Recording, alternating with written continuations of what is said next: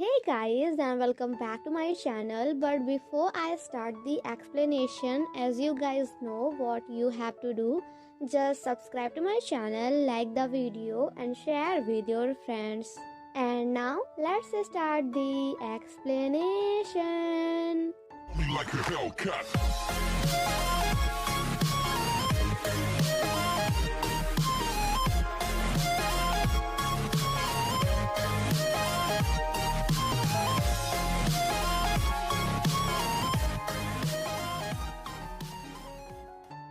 Part 8 की शुरुआत वहीं से होती है जहां कांग जून दारान से कहता है कि आज के बाद मैं आपको कभी भी पसंद नहीं करूंगा। दारान कांग जून से कहती है कि क्या सच में योनजे मुझसे प्यार करते हैं?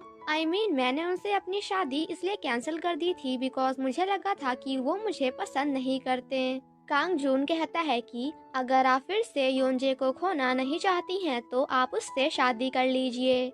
एंड आफ्टर दैट वहाँ से चला जाता है। और जब ये बात मैरी को पता चलती है कि कांग जून एंड दारान एक दूसरे से शादी करने जा रहे हैं तो मैरी कांग जून से कहती है कि अगर तुमने दारान से शादी की तो फिर मैं उसके पेरेंट्स को बता दूंगी कि तुम योनजे नहीं बल्कि कांग क्योंग जून हो। और फिर क्या था जिसके बाद तो उन तीनों की भागम भागी एंड पकड़म पकड़ाई चालू हो जाती है। चुंगसिक जब उन तीनों से बातें करने की कोशिश करता है तो उन तीनों में से कोई भी उसे भाव नहीं देता, जिसे देखकर बेचारा हमारा चुंगसिक वॉज लाइक गजब बेइज्जती है।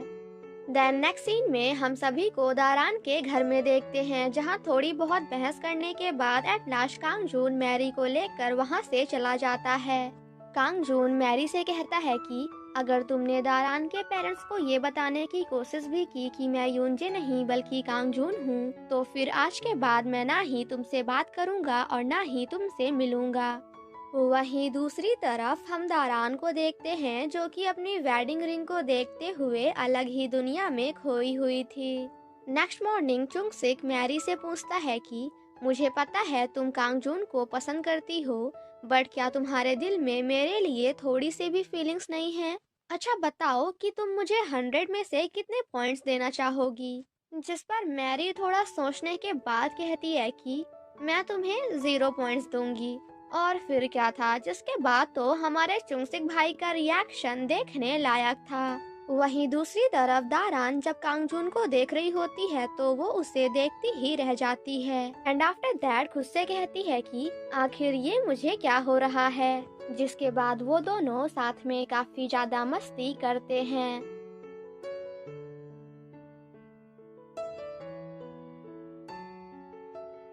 देन नेक्स्ट सीन में हम उन दोनों को अंदर देखते हैं। तभी थोड़ी देर बाद दारान को याद आता है कि उसकी रिंग बाहर ही कहीं गिर गई है।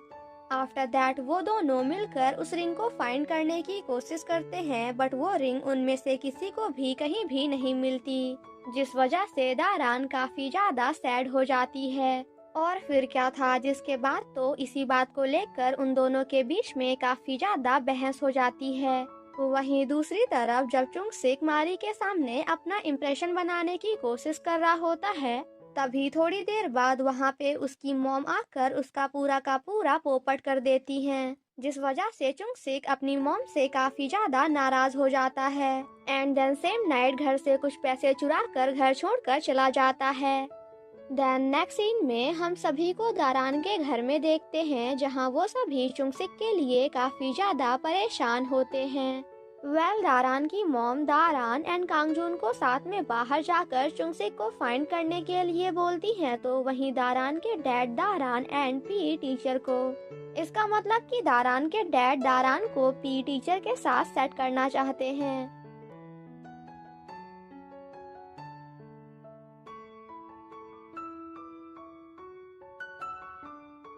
बाहर आने के बाद कांगजून मैरी को कॉल करके कहता है कि चुंगसिक घर से भाग गया है, सो प्लीज उसके सभी फ्रेंड्स को लेकर मेरे पास आओ। और हाँ, अगर पी टीचर तुम में से किसी को भी कॉल करे ना तो प्लीज उनका कॉल मत पिक करना। बाहर आने के बाद पी टीचर कांगजून से कहते हैं कि आप अभी तक गए नहीं, जिस पर कांगजून कहता है कि मैं चुंगसिक को फाइंड करने के लिए प्लान बना रहा हूँ। दारान कांगजून से पूछती है कि क्या तुमने मारी को कॉल किया, जिस पर कांगजून कहता है कि ओ हेलो, तुम तो मेरी टीम में हो ही नहीं तो मैं तुम्हें क्यों बताऊं? जिसके बाद हम उन सभी को अलग अलग डायरेक्शन में देखते हैं जहां वो सभी मिलकर चुंगसिक को फाइंड करने में बिजी होते हैं। मैरी दारान को कॉल करके कहती है कि आप कांगजून को मेरे पास भेज दीजिए और खुद चुंगसिक को ढूंढने सबवे की ओर चली जाइए। जिसके बाद दारान कांगजून को मैरी के पास जाने के लिए बोलकर खुद वहां से भागते हुए सबवे की ओर चली जाती है। देन नेक्स्ट सीन में हम कांगजून को चुंगसिक के पास देखते हैं जहां वो उसे समझाने की कोशिश करते हैं। तभी थोड़ी देर बाद वहां पे मैरी भी आ जाती है। चुंगसिक एंड कांगजून को जब पता चलता है कि दारान सबवे की ओर चुंगसिक को फाइंड करने गई है तो उन दोनों का रिएक्शन देखने लायक था। 아니, 지하도 노숙하는 데래. 뭐? वहीं दूसरी तरफ हम दारान को देखते हैं जो कि सबवे में काफी ज्यादा डरी होती है। तभी थोड़ी देर बाद वहां पे कांगजून आकर उस पे काफी ज्यादा गुस्सा करता है एंड आफ्टर दैट वहां से चला जाता है। देन नेक्स्ट सीन में हम सभी को घर में देखते हैं जहां मैरी काफी ज्यादा सैड होती है। मैरी कहती है कि कांगजून मुझसे गुस्सा है क्योंकि उसे ऐसा लग रहा है कि जैसे मैंने आपको जानबूझकर खतरे में डालने की कोशिश की। मैरी कहती है कि कांगजून मुझे पसंद नहीं करता क्योंकि उसे ऐसा लगता है कि जैसे उसकी मॉम की डेथ मेरी वजह से हुई है। उस रात को मेरे डैड कांगजून की मॉम को प्रपोज करने वाले थे लेकिन हम दोनों ऐसा नहीं चाहते थे। दैट्स वाई मैंने कांगजून से कह दिया कि तुम कुछ भी करके अपनी मॉम को मेरे डैड के पास आने से रोक लो। और जब रात को वो दोनों घर जा रहे होते हैं तभी कुछ गुंडों ने कांगजून की मॉम को गोली मार दिया। अगर उस दिन कांगजून की मॉम मेरे डैड से मिलने आ जाती तो शायद आज वो जिंदा होती। वहीं दूसरी तरफ हम कांगजून को देखते हैं जो कि उसी बात को याद कर रहा था जब वो अपनी मॉम को दारान मैरी के डैड के पास जाने से मना करता है। कांगजून कहता है कि अगर आज आप मैरी के डैड से मिलने गई तो फिर आज के बाद मैं आपसे कभी भी बात नहीं करूंगा। जिसे सुनकर कांगजून की मॉम मैरी के डैड से मिलने नहीं जाती। यहाँ पे हमें पता चलता है कि कांगजून अपनी मॉम की मौत का जिम्मेदार खुद को ही मानता है क्योंकि अगर उस दिन वो अपनी मॉम को नहीं रोकता तो आज वो जिंदा होती। जिसके बाद दारान आकर उसे कंसोल करती है। नेक्स्ट मॉर्निंग जब दारान के मॉम एंड डैड साथ में काफी अच्छा टाइम स्पेंड कर रहे होते हैं तो वहीं दूर से कुछ लोग उन दोनों को देखकर काफी ज्यादा जेलस फील कर रहे थे। अब आप लोग सोच रहे होंगे कि ऐसा क्यों? तो ऐसा इसलिए बिकॉज अपने अपने जमाने में वो दोनों उन्हें पसंद किया करते थे। दारान की प्रिंसिपल मैम दारान के डैड को पसंद किया करती थी तो वहीं कांगजून के अंकल दारान की मॉम को।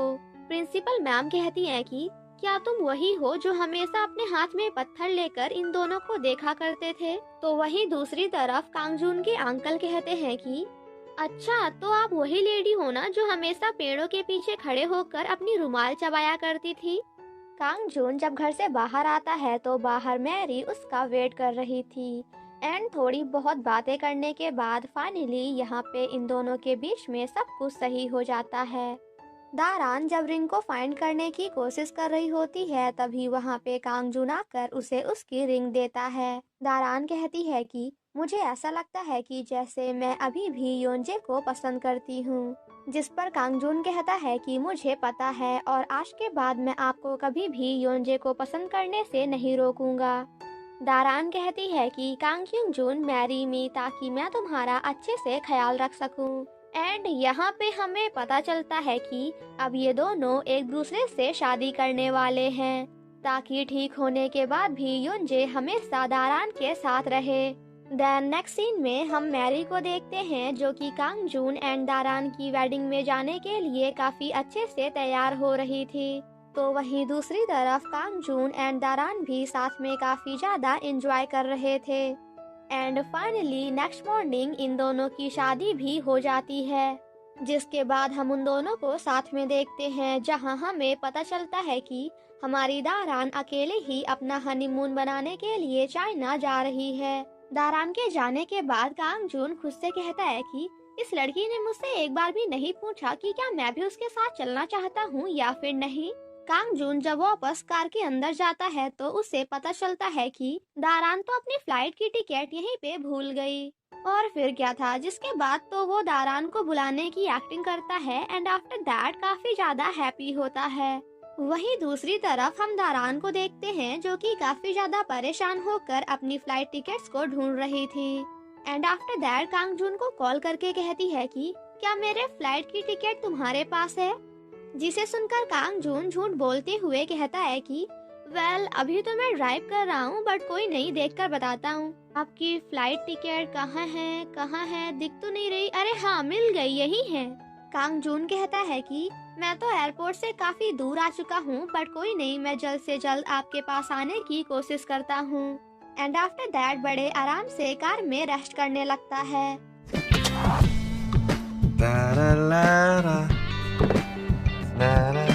थोड़ी देर बाद हम अगेन दारान को देखते हैं जो कि काफी ज्यादा सैड होती है बिकॉज उसकी फ्लाइट जा चुकी थी। कांग जून काफी ज्यादा स्माइल करते हुए दारान से कहता है कि गिल टीचर, क्या मैं लेट हो गया? जिस पर दारान कहती है कि हाँ बिल्कुल। देन नेक्स्ट सीन में हम उन दोनों को साथ में खाना खाते हुए देखते हैं, जहां थोड़ी बहुत बातें करने के बाद एट लास्ट कांग जून दारान को उसके साथ ट्रिप पर चलने के लिए कहता है। वो दोनों जब साथ में काफी ज्यादा हैप्पी होकर जा रहे होते हैं, तभी किसी काम की वजह से थोड़ी देर के लिए दारान वहां से चली जाती है। दारान के जाते ही कांग जून को काफी ज्यादा अजीब फील होता है एंड देन यहाँ पे कुछ ऐसा होता है, जिसके बाद कांग जून दारान से बताता है कि अभी अभी थोड़ी देर के लिए मैं अपनी बॉडी में वापस चला गया था। एंड देन कहता है कि कॉन्ग्रेचुलेशंस गिल टीचर, बिकॉज बहुत जल्द आपका यूनजे वापस आने वाला है। और इसी के साथ हमारा ये पार्ट यहीं पे खत्म हो जाता है। Thank you so much guys for watching my explanation. Stay safe and healthy. Bye bye.